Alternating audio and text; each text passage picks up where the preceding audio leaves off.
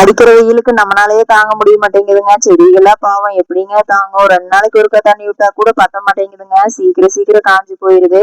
சரி மூடாக்காச்சும் போட்டு விடலான்னு சொல்லி மூடாக்கு போட்டு விட்டோம்னா, நீ என்ன மூடாக்கு போடுறது? இரு எப்படி பறைக்கிறேன்னு மட்டும் பாருன்னு சொல்லிட்டு கோழிய ஃபுல்லா பறிச்சு தள்ளிடுதுங்க. என்னங்க பண்றது? நம்மளுக்கு கோழிகளும் வேணும், செடிகளும் நல்லா இருக்கும்னா என்னங்க பண்றது? அடிக்கடி தண்ணி ஊத்தி மட்டும்தான் விட முடியும்.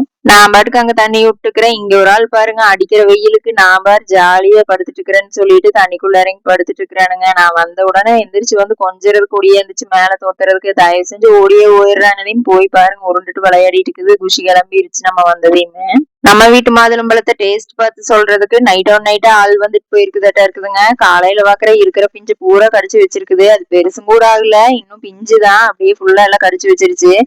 நம்ம ஒரே ஒரு காய் மட்டும் சரி எப்படிதான் டேஸ்ட் இருக்குதுன்னு பாக்கலான்னு கவர் கட்டி விட்டதுங்க. அது கவர் காட்டுக்குள்ள அங்கேயும் இங்கேயும் சுத்திட்டு இருந்த கவர் எடுத்து சும்மா எடுத்து கட்டி விட்டுருந்தேன். அதனால அது தப்பிச்சது, இல்லைன்னா அதுவும் போச்சு.